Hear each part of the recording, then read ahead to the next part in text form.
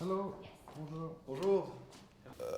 This is a moment of tremendous opportunity as well as urgency, and I think everyone at the meeting today saw that. Opportunity because with Mosul and its liberation, and then the isolation and liberation of Raqqa in Syria, we can take away from Daesh the physical caliphate that it's declared. That's going to have profound practical and psychological effects. But also urgency because as we squeeze Daesh in Mosul, in Raqqa, as we take territory away, that's pushing foreign fighters out of Iraq and Syria to commit terrorist acts around the world. It's also telling foreign fighters who might come to Iraq and Syria there's no place to go anymore and they may stay home. That puts a premium on dealing with Raqqa as well because that's where so much of the plotting for the terrorist attacks outside of Iraq and Syria takes place. And also making sure that our coordination, our cooperation, our information sharing, which has gotten to a much stronger place over the last year and a half, 2 years, is as good as it can be. You're involved in training as well. What could you envisage the United States? Once Mosul is liberated, the job won't be done. There'll still be important pockets of Daesh, although it will be a major, major advance. We have to focus very hard, not just on the military liberation of Mosul, but also on the humanitarian consequences. This is what we talked about at the Paris meeting. There may be a large number of displaced persons. They have to be cared for. We're putting the resources in place to do just that. The city has to be stabilized, including dealing with landmines and other bombs that are left behind by Daesh, as well as bringing back electricity, water, et cetera, security. And then there are going to be governance issues as well to deal with. So all of that's going to take some time. Syria, Iraq, everybody talks about hundreds of thousands of displaced. Is the battle now in Mosul and eventually Raqqa? Taking away the so-called caliphate, which has been a powerful source of attraction for Daesh in terms of recruiting foreign fighters, that will be devastating. Fewer people. We're already seeing a very significant diminution in the number of foreign fighters. That will go down even further. The resources are collapsing on Daesh too because the less territory it controls, the fewer resources it has to exploit. It can't pay people. That's going to have a major impact. And then all of the information sharing that we've done over the last year and a half, we now have more than 40 countries have passed new laws on foreign fighters.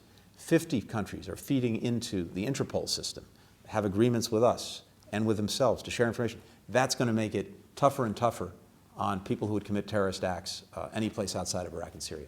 Are you concerned that that IS could be using human shields?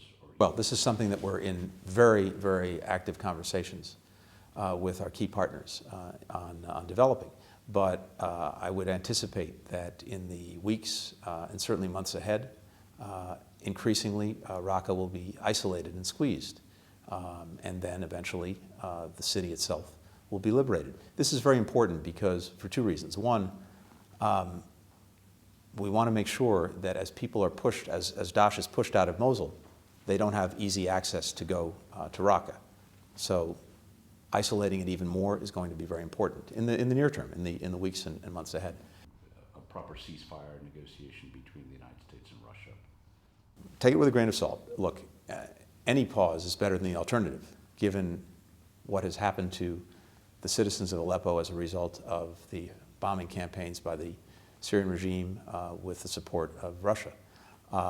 But we've seen some of this before, and an 8-hour pause is grossly insufficient in terms of giving people genuine security, in terms of allowing humanitarian assistance to flow. If there's going to be an effective pause, it needs to be one that is durable and that we see hold for day after day after day. That will be the proof. Now, if that happens, that creates tremendous opportunities to lower the violence, to get the conditions in which humanitarian assistance can flow. And by the way, even with the pause, the Syrian government has refused to give permission for humanitarian assistance to get into East Aleppo and many other besieged communities. So that has to happen as well. And then if those things happen, the conditions are in place for negotiations to actually start on the future of Syria and on a political transition. That's what we're aiming towards. That's the best way forward. But whether this is meaningful or not, the jury is very much out. Proper ceasefire negotiation between the United States and Russia. We would like to get to the place where what we had agreed to with Russia that is, a genuine cessation of hostilities, the provision of humanitarian assistance, taking the Syrian Air Force out of the skies over civilian areas to stop the barrel bombing, to stop the chlorine bombs, that is very much where we would like to go, but it is dependent on the actions of the regime and the actions of Russia. And we brought other immediate stakeholders into these conversations to see if, combined, the influence that all of them have on the actors inside of Syria can allow us to get there. If you're looking at it from outside of the diplomatic circles and you look at what's going on, particularly in eastern Aleppo, particularly... First, I say that there's no doubt that the situation in Syria as a whole, in Aleppo in particular, is a source of extraordinary frustration for anyone who has any responsibility.